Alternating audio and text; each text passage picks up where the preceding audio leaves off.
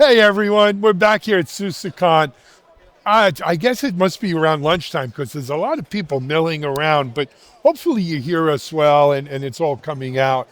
Let me introduce you to our two next guests. I'm going to start on my far right with Rick Spencer, who's with SUSE. That's right, yeah. Rick, I'm going to come back to you in a second. Let me first introduce sort of our guest of honor on this one. It's Craig McLuckie, and Craig, welcome. How are Thanks for you? having me on. Thank you. Rick, I introduced you first. Tell people what you do with your role at SUSE. At SUSE, so I'm the general manager of engineering. That means I run the engineering teams for SUSE Linux, for SUSE Cloud Native products, including Rancher, including our Kubernetes distributions. We have SUSE AI, SUSE Edge. I'm sure I'm missing something. So there's We that can whole look it engineering, up. all of product engineering. Beautiful. And Craig, give people a sense of who you are. Hi, I'm Craig McLuckie. I'm the founder and CEO of Stacklok. I've been working in the infrastructure space for quite some time. I was one of the founders of the Kubernetes project and Bootstrap CNCF. And I'm now doing my second startup in the infrastructure technology space. I love it. So, from Google, Tim, who was one of the other founding team members? Of Kubernetes, Yeah. Joe Beta, Brendan Burns. Brendan's at Microsoft, and Tim is still at Google. Oh, I've interviewed him so many Tim, times. You know who I'm? good. Yeah, he's good people. Yeah. An illustrious group. Yeah. Well, it's kind of that little group. They've all gone on to do great things. Is beyond just. They're all the good Kubernetes folks, piece. so- Yes. So we're here at SUSECON, right? And look, it's not just SUSECON. No matter where you go, we're talking about AI, and the conversation. If I'm the guinea pig in this experiment, the conversation has moved from generative AI, which I was having a ball with up until about November, December, and sometime around January, agentic AI became real in my mind, right? Because last year, though we spoke about agentic AI and agents, I played with them and I wasn't really happy with what I got. But a light switch, the switch turned in, as I say, January or February. And even here at Techstrong, though we cover tech, we're not a tech, I guess maybe we are. But in the last month and a half, we've turned our business around upside down with using agents and agentic. We have folks running OpenClaw and Perplexity and of course the Claudes and everything else. Craig, are we out ahead of the pack, or is this kind of the thing It's you're coming for seeing? everyone. And, we're at SUSECON now. And, I think the kind of topic du jour is really how do we bring AI to infrastructure? And, I'm a long time kind of systems guy. I'm a geek for the kind of infrastructure technology. And this really is promising for the first time the ability to produce self-healing, self-optimizing, self-annealing infrastructure. And, we're sort of at this cusp where the quality of service, the capabilities that are going to be derived from the infrastructure technology space are just fundamentally more robust because we are able to now bring agents into that ecosystem. Absolutely.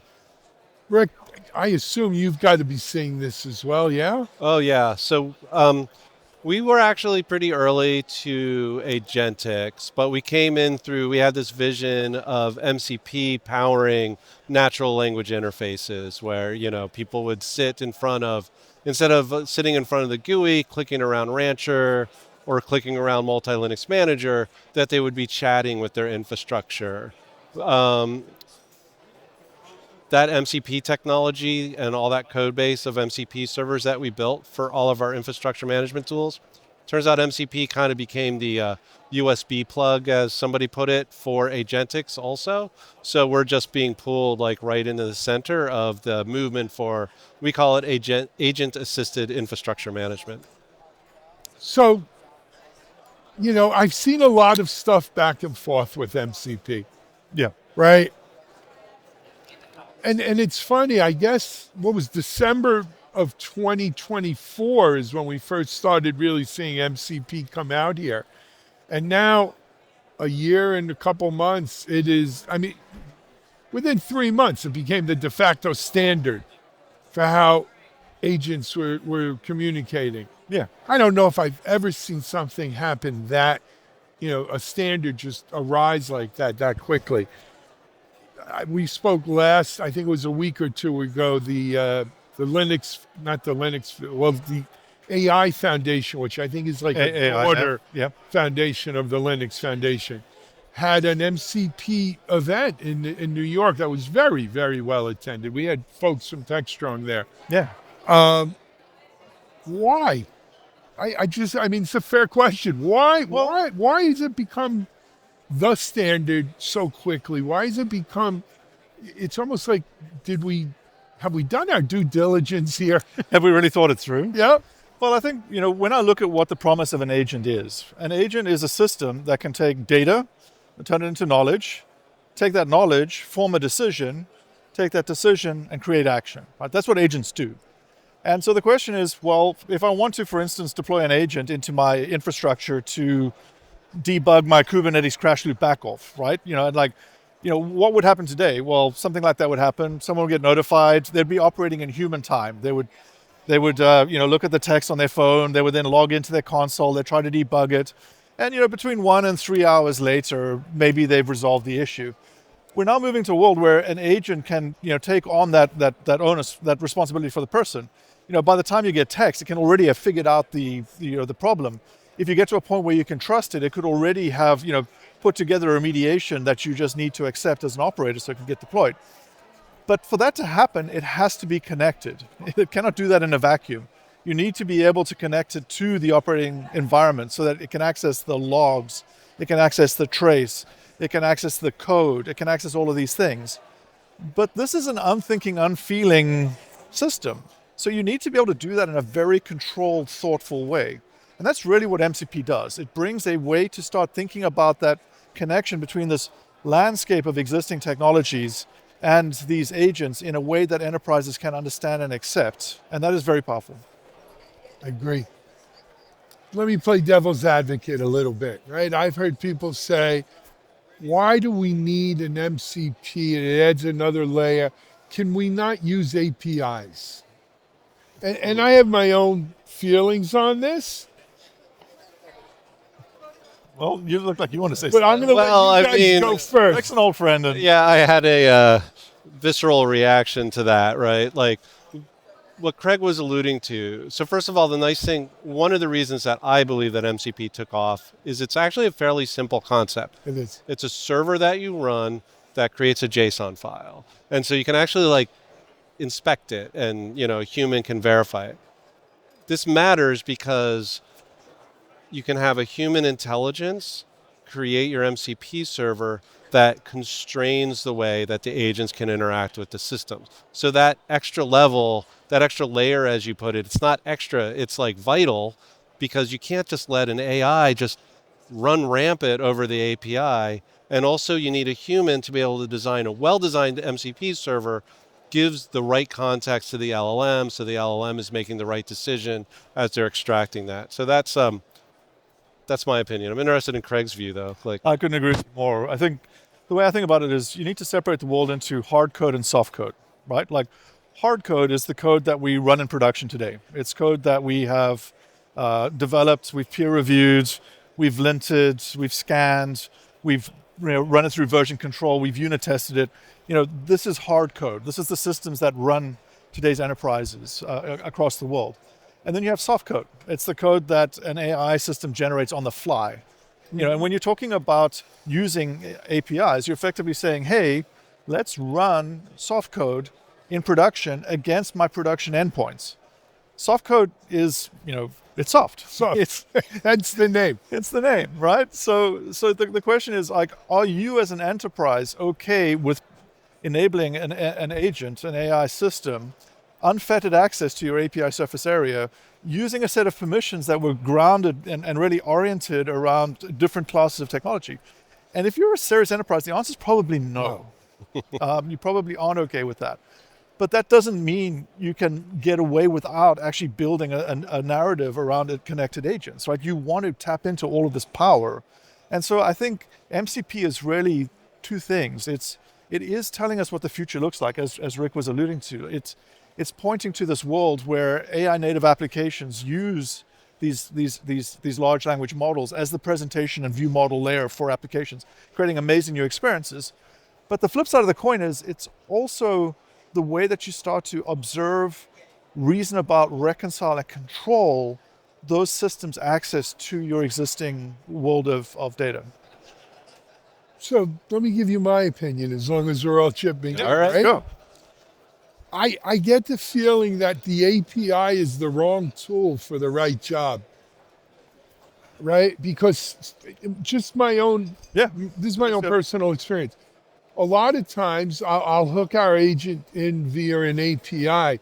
Now, in larger organizations that offer APIs, they do a good job of an API hierarchy. This API only is good for this specific task. This API gives you access to this specific thing. And from an agent point of view, I don't want to give it carte blanche across all. I only do want to be very specific. But it gets so specific that it's like navigating a regulatory maze or something, and I can't find the right API to get the on job that I want done. Where to me, an MCP server kind of connections, from my limited experience, is it's made for working with the agent. It's the right tool. It's the right tool, but it requires work. I think this is the thing that people like. You see a lot of blog posts like MCP is dead, just direct connect. That's always marketing. And that's there's a lot of that. It's like, no, MCP isn't dead. It is hard, and it is hard for a reason, right? But it's also incredibly necessary. Because the things that I think people are missing is we have these agents and they're sharp tools today. If you run with them and fall, bad things can happen. In 6 months, those tools are going to be a lot sharper and a lot more dangerous. And so investing now to get the right capabilities, the right abstractions, the right containment apparatus in place, as agents get more intrinsically powerful and capable, is going to be very important. You just brought up the other thing, though, is we're starting to hear a lot about security implications of MCP servers. Have we thought through the security, the lockdown, the controls? Do we need what's the right word I'm looking for? Not a version 2 of MCP, but a further refinement. I would like to think you need a platform for the hosting and reconciliation of MCP servers. You need to think through the supply chain. So, hey, it's a piece of software that you're running. Is it being built by someone reputable? Do you have the right, are you actually running the server you think you're running? Is it actually performing as advertised? There's annotations in MCP. Are those actually accurate so you can start to reason about them? Can you then apply policy as code against the MCP abstraction? Can you run it in an isolated environment so that, if you wanted to provide access to an HTTP endpoint, the MCP server can be authorized to only access that specific endpoint? All of these are considerations, and this is something that we've been working on at Stacklok with our ToolHive project, which is basically a platform to make MCP a first-class construct in the Kubernetes environment, so that enterprises can operate it at scale, dealing with authentication, authorization, observability, the supply chain dynamics, all of those kind of enterprise UKI 101s that need to be in place. So I do think there's a lot of work to be done there, and that's something we've been very excited to work on. I agree. I recently read, Rick, about an MCP repo. You probably have seen this, yeah? A repo, a registry, yes. Where you can download different. Yeah. How do you feel about? Because, look, I think that's part of the open way, right? We tend to do that, but Yeah. I've also seen people download a lot of bad software from repos. Well, that is why SUSE is pretty selective about the partners that we choose to work with and where we, the repositories that we host it in. Right. Which is just like a blatant setup for Craig to talk about Stacklok. Yeah, no, we believe that too. And so we have been building a registry, a repo, recognizing that enterprises want to be very exacting about the set of tools that they can consume. So those tools need to be reviewed, scanned, hardened, signed, published in an appropriate and grown-up way. And we've been very excited to work with SUSE to make sure that as they're building these excellent MCP servers, we are in fact publishing them through our registry. Sure, yes. And the intent here is not to displace these sort of like the GitHub or the completely sort of upstream registries, but to provide a view on those registries of the set of servers that are in fact hardened, that we can reputably prove the origins of, that we have high confidence that they're not necessarily carrying malicious payload. So if you've got to upset them to do it, is my advice. I mean, I've for years wondered why we don't have why don't we hold these registries, repos responsible for hosting crappy code, for hosting malware, for hosting sound alike? Well, because we're not paying them. Right? Like you can only hold someone accountable if you actually cut them a check. But well, there is that. You're right. The problem is all these repos are being hosted for the public good. And I'm not here to throw the NPM ecosystem under the bus. These are hardworking people that really care. Yeah, I get it. But they're just not funded to. I would just say you have to choose you have to choose some humans that you can trust. Craig says these open source contributors, they're all good people volunteering their time. But as an enterprise, you have Stacklok, you have SUSE, you can be confident we're doing the due diligence to create, as he said, a view onto those ecosystems. So yeah, I can tell Craig is objecting to the well, no, I think to the premise of your question. No, I get it, but here's the thing. It's time for a business model change here. These maintainers of open source projects, these maintainers of the repo, it's no longer going to be satisfactory to say, hey, what do you want? They're not paid. The world is riding on this. Yeah. We've got to change the economics of this. It's interesting because there are two things that are true. One is I think there is recognition that this is the case, right? And if you look at the way that Anthropic is rolling out the Mythos project, is a recognition that making it available to good actors first to harden the ecosystem is important. And there is a lot of work being done by the Googles, the Microsofts, the NVIDIAs, the Anthropics, and others to kind of harden these ecosystems. And that's one thing. But the second side of the house here is we also need to recognize that the cost economics of maintaining software are just collapsing. These agents themselves are actually very effective at maintaining software. And I think that we will start to see the ability for an organization that really cares about this to actually use agents to start to curate the software in a much more fine-grained, accurate basis. I love it. All right. I'd love to talk to you all day about this stuff because it's something passionate of mine. I got to go. We got to go.